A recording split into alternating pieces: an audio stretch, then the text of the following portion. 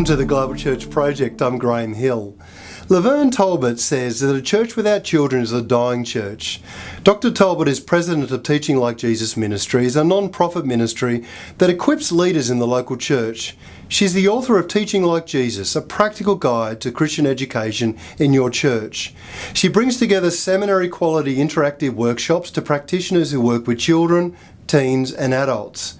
It's been hailed as one of the best books on Christian education in the last 20 years. It's a favourite in colleges, seminaries around the United States. Well, Dr. Tolbert, welcome to the Global Church Project. Thank you. You have a PhD in Christian education and you teach in that area. Yes. You also teach in spiritual formation. What are some of the ministries that you're involved in? The main ministry that I'm involved in right now is equipping leaders in the local church. Previously, I was teaching at Talbot School of Theology. I was an assistant professor there and teaching Christian education. But when I looked at my classroom, the students did not represent the community from which I came. And I had such a heart to equip leaders in the local church. So I wrote a book and launched a ministry called Teaching Like Jesus Ministries. And right now I focus on the local church. Well, what are some of the strategies that you talk about in that book about teaching like Jesus? The strategies really model how Jesus taught.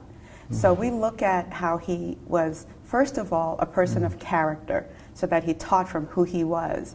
And this has to do with integrity in the leader, having accountability, and really being one who is concerned about the things of God. Not so much doing the work for the Lord, but having a relationship with the Lord. And that is the basis. And then from there we talk about how Jesus understood the learner, he maximized environment, and all of the other techniques that he used. He wasn't limited to one place, he used stories. And then we take this to today. How can we improve our teaching by using the techniques that Jesus modeled, using those principles? So it's principle to practice. Yeah. So your training is with pastors, ministers, but also with teachers, I think, as well. You across the board? Exactly. Training teachers in the local church, and those are the volunteers, are the people who often work behind the scenes. So while I consult to pastors and help them develop a ministry that is more holistic in terms of environment, is it comfortable for people to sit in, are the classrooms age appropriate, etc. And then the other aspect is working with those who actually do the volunteer teaching behind the scenes. Because as you can imagine, there are people in the church who love the Lord, love teaching God's Word, but no one has ever taught them how to teach. And so that's what I do. I come actually to the location and teach how to teach. Curriculum development, curriculum selection, those are some of the aspects that I focus on. Now, you've written a book on children's spirituality as well. I thought we might just sort of walk through some of the things that you unpack there. I think the first thing you do in that book is you talk about some of the biblical and theological foundations. Do you mind sort of unpacking some of that as we go? It's called Exploring and Engaging Spirituality for Today's Youth. This book is the result of a conference that is held every 3 years from the Society for Children's Spirituality, Christian Perspectives. And I've been president since 2009, and right now we're getting ready to shift into a new leadership role. However, we have these conferences and people from all over the world come and present their research. And so it's the research articles that are edited and published in this book. And that's the spirituality book. It provides some foundation for those who are ministering in the church, in schools, and also it provides an avenue for researchers, master's students, PhD students, to share the research that they're doing in seminary. And what are some of the key things that are being discovered about children's spirituality today? Surprisingly, we're not learning that things have changed that much. We're learning, first of all, that children really need to hear the gospel when they're young, that the family is the center for communicating the gospel message.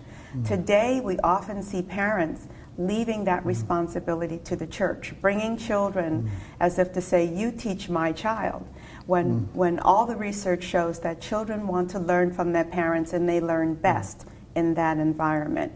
We also see that children are often sent to a separate classroom for children's church or Sunday school, but we encourage children to be part of the corporate worship, that they have some of that morning service with the parents, and they see their parents worshiping God, they see their parents reading the scriptures, they see their parents singing, and this leaves a major impact on the children. So if we can find a balance between having our churches nice and quiet with the children in another area and including our children in the service, this would really be beneficial to their spiritual development. Are there other things that families can do together outside of the church environment that can be really enriching for a child's spirituality? Yes. The main thing that parents can do outside of the church environment is live the gospel. Often the children, we hear mainly as youth, complain that their parents are different during the week than they are on Sunday at church. And so this distinction, this difference really impacts children. And they feel that then something is not real, that it's phony, that it's not authentic. And so parents need to be really committed to Christ in such a way that their relationship with Him is expressed 9 to 5, Monday through Friday, and not Monday through Sunday actually, and not just at church, but something that's lived out, a truth that's lived out in their lives all week long, 24/7. The children get to see their parents in authentic situations and know that what they say about God, they really believe about God because they really live it out. How do we help children become more central to the life of a Christian community? Because the one thing that I do notice in a lot of churches is that it feels a bit like the children's ministry is off at the side. Children are an afterthought. And how do we begin to address some of that in the life of the church today? Often I say that a church without children is a dying church. And if pastors and ministry leaders realized that parents really want to find a place where their children are being taught and enjoy attending, and once a parent would leave a church with a dynamic, charismatic leader to go to another church where the preaching is not as great, but their children love being there. And so children draw families. If there's a children's program, for example, the grandparents come, the aunties and uncles come, the cousins come. So ministries that are centered around children really are focused on centering around the ministry of the family. Children draw adults. I think what we see now, we see leaders thinking, well, the adults are the tithers. And my children are not going to tithe to the ministry. So let me focus on the adult ministry. But there's a very popular ministry right here in Los Angeles where the pastor, when he built his facility, focused first on the children's ministry. And that church today is multi-ethnic. It's packed on Sunday morning. There's a lot of activity, and parents want to bring their children there. One thing we noticed in Australia, and I wouldn't be surprised if it's true in America as well, is that we're finding that children are going through their children's ministry, then the teenagers' ministry, and then they get to university and they're disappearing.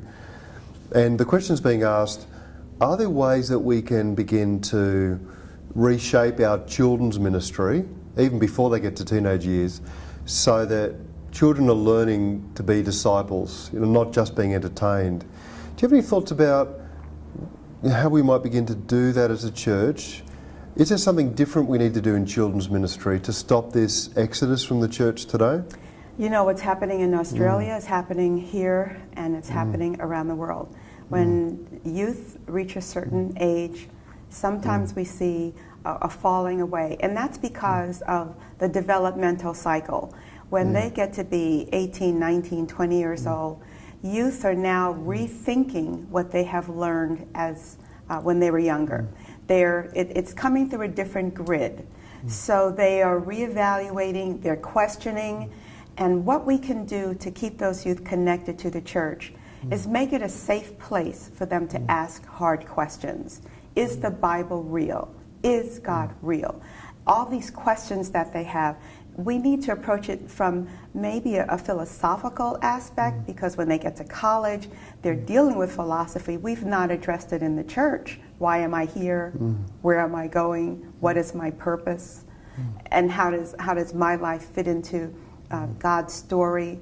If we would address those issues at maybe the junior high level, even at the children's church level, and make them feel that there is nothing that you can't ask us that is not okay, then they would be more open and honest. And I think this is also a responsibility of parents in the home, to make their homes a place where children can sit around the table, where they are engaging in these difficult topics and asking their children questions and letting their children ask them questions. Unfortunately, because everyone eats at different times and we don't often see families sitting down around the dinner table as they used to, communication is affected. And then when we add all of the technology that is at the table when people are eating, that are further distractions and further hindrances to communication. Children do not have a chance to really dialogue with their parents, but that's what's needed. When you're doing seminars with pastors and teachers and parents and volunteers, and you listen to them talk about the development of children and children's spirituality, what do you think is most misunderstood about the way children grow and develop? I think we forget that children want to have fun. If we make it fun for children, they will learn. Children do not learn necessarily sitting down in chairs and being still. That's an adult model. Children want to move around, jump around, be engaged. And so we need activity centers, we need bright colors, we need age-appropriate chairs. We need to make the learning environment fun. If it's fun, then children want to be there and they want to learn. And then we need to reward them for what they've learned and reinforce this material, which means that those who are teaching have a responsibility to be trained as teachers, and they have a responsibility to use curriculum that has been proven and tested, we know will give the results we want in our churches. Right now, I think in some churches we might focus so much on entertaining rather than incorporating the activities into the lesson. And so this way, children may come, they may have a lot of fun, but what have they really learned? And we need to find that balance. That means in order to be pedagogically correct, teachers need to be trained. Is there anything else you want to say to us about children's spirituality or about how the church engages with that today? Yes, so much research demonstrates that if a child accepts Christ, that most adults who have accepted Christ have done so before the age of 12. So if we're looking at missions and evangelism and discipleship, we really need to understand that the young boys and girls in our churches, these are the ones who are growing up to be our future evangelists, pastors, missionaries, business leaders, entrepreneurs, parents, and their foundation is so key. Train them up in the way they should go. So this has to be the focus of the church. Our communities are suffering because people are growing up without a good foundation in the Word of God. If we would focus more on making sure that our children really are learning, we will have churches, families, and communities that are stronger, more cohesive, and really that reflect the image that God intends. I want to talk a little bit about teenagers as well. I've got a couple of teenagers myself. Oh. I'm right in the middle of it at the moment. Oh my goodness, okay. And we're discovering that more and more they want to investigate things that the church is not dealing with, and that's been interesting to us. So they want to talk about science and how science relates to faith. They want to talk about a multi-religious environment and how that relates to faith. I think sometimes my sense is that they get frustrated that the kind of big issues they want to talk about are not really being addressed in the life of the church. I don't know whether that feeling is common in the States as well, but Do you have a sense about how churches can better be relevant for teenagers and for the kinds of issues that teenagers are, I guess, preparing themselves as they're entering into adulthood? Yes, this is an excellent question. And this is what parents are facing, really. It's kind of a universal issue. And because the church is ill-prepared to address the issues of faith and reason, we're not really equipped to understand how does science and technology influence and impact our faith. And we need to be able to integrate this so that we can address these issues. Now, when these teenagers go off to college, if we've not addressed these issues in our homes and in our churches, and they're hearing it for the first time, it makes the church seem old-fashioned, out of touch. I hate to say the word ignorant, but it makes them feel ill-equipped, which means that these teenagers cannot defend their faith. So we need to give them the tools by which they can answer questions. They can be leaders in their classroom and not ashamed of their faith by having a strong apologetic.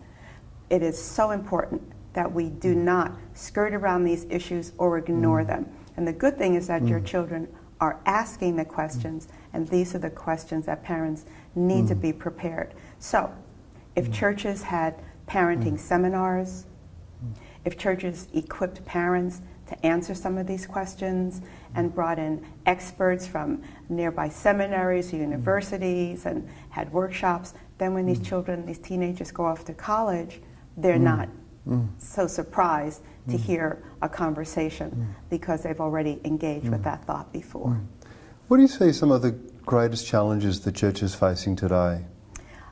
Before I answer that, can I say one more thing about parents? Yeah. Because you asked me, I believe you asked me a question about what parents can do or what the church can do. Yeah. And with teenagers, I want to encourage those who have teenagers, parents, that their teenagers want to spend time with their parents. Often we think that because my child is older, they'd rather be with the peer group and not with, rather than the parents. But all the research demonstrates kids want to hang out with their parents. That's who they want to please. That's who they want to be with. And we should not be stingy with our time when it comes to spending time with our children. Sometimes when we're involved in church, we drag our children to the church all throughout the week and all the time, and we don't ask our children, what would you like to do? How can I spend time with you and go where you want to go? And if we do those kinds of activities, we value them, we respect them, we let the children know that they really belong, and these are the issues that need to be addressed at their particular age. So spend time with your kids. Yeah. I'm noticing is that my kids go through different age groups. The time of the day they want to spend with you is different as well. So now It's usually when you want to kick back and relax. That's right. And that's when they want that's right. the daddy time. Yeah. And we're learning that when they want to connect with you and they're wanting to be available, then that's the right time. Exactly. So it's a teachable moment. Yeah, that's right. The years go so quickly.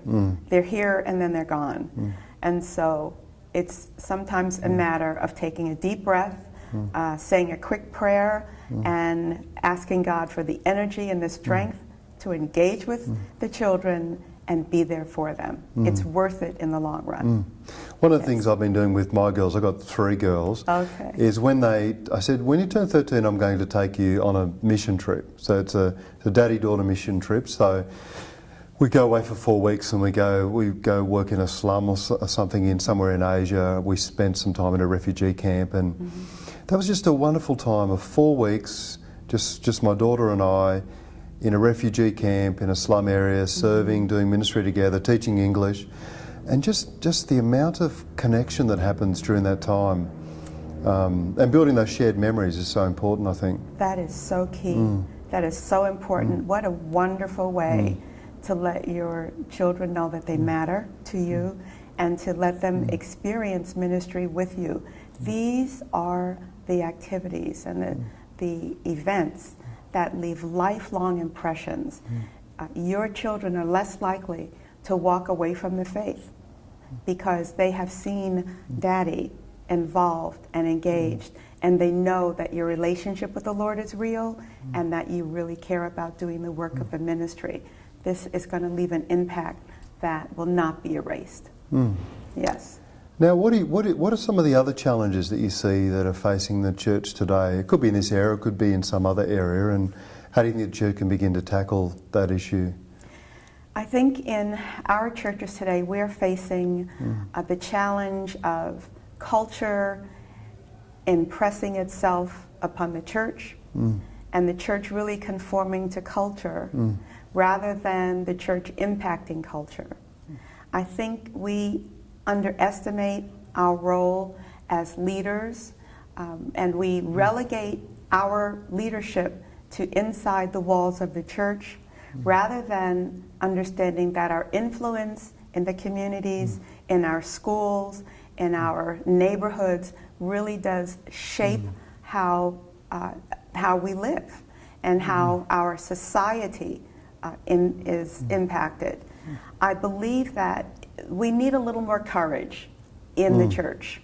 We need Christians who are willing to stand up for what they believe, who are not willing to compromise, and who are willing to be articulate about their faith, and not to be afraid of being ostracized or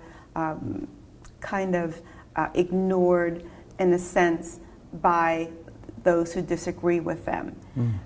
There's such an emphasis on I'm okay, you're okay, let's everybody be liked, and we don't want any controversy, we don't want any kind of disagreements. And sometimes we need to rub against the grain and stand up for Christ and be willing to pay the cost.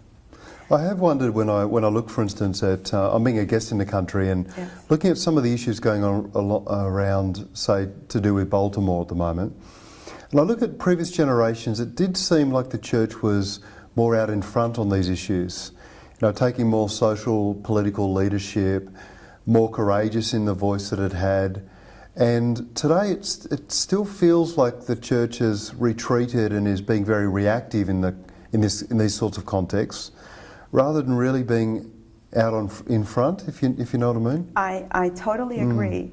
And this is a time for the church really to emerge as a leader, because justice is an issue that resonates throughout the Bible. God cares about justice. God cares about the downtrodden. He cares about those who are being abused and mistreated. And pastors and ministry leaders ought to take this as an opportunity to reach out to the youth in their communities, to the parents and the families, and to be a voice of reason and often of restraint, but also an educational voice. The church can provide so much if we are attuned to our environment. Many churches are empty during the week in the daytime. What a wonderful place to invite the community, and not just church members, for computer classes, for reading, for those in Hispanic communities to learn English as their second language. We could use the church building to minister to our communities and thereby help them not feel so alienated, not only from God, but from society as well. We can't ignore that. There are major, major challenges in African American communities today.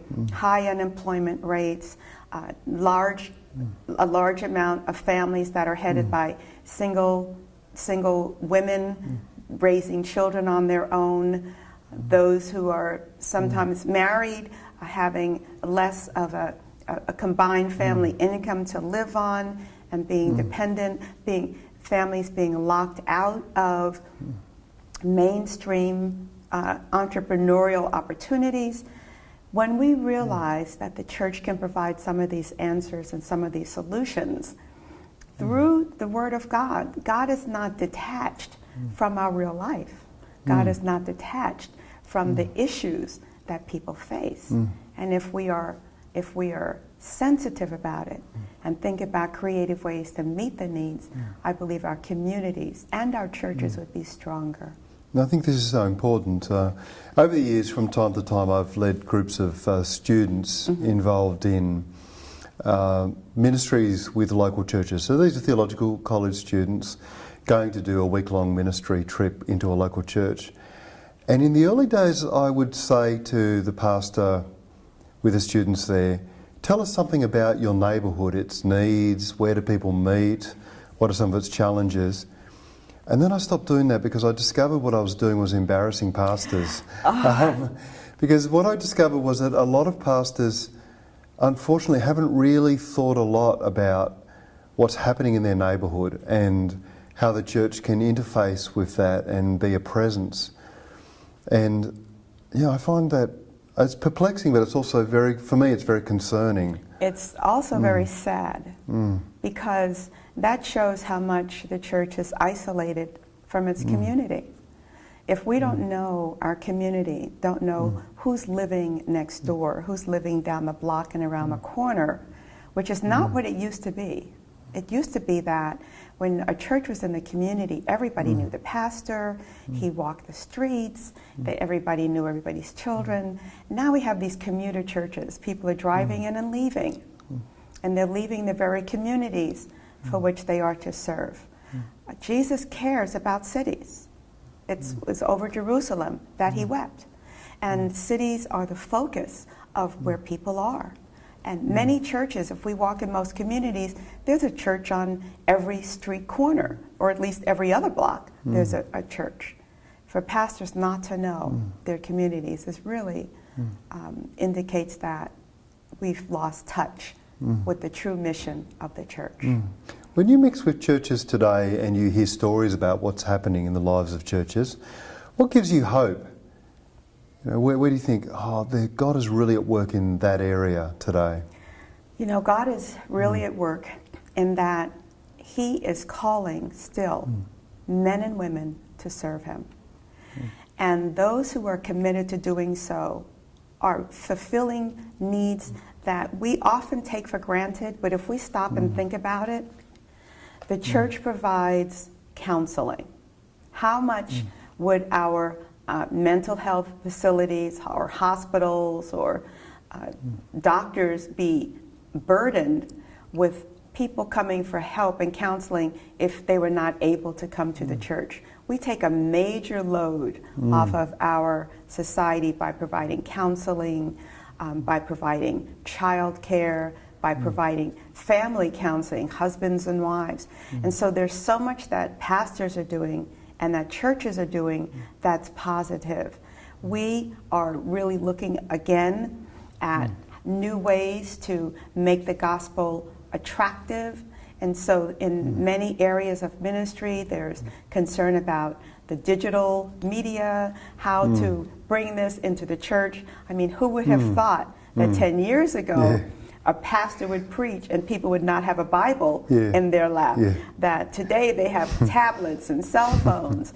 And so we see a willingness on behalf of leadership to allow the culture, in a sense, to incorporate that and be sensitive to the needs of their learners. That is very, very positive. Dr. Tolbert, thank you for joining us at the Global Church Project. You're welcome. Thank you. Thank you. The Global Church Project is located at www.theglobalchurchproject.com. On our website you'll find a wide range of interviews and resources for colleges, universities and churches. I look forward to your company next time. From me, goodbye.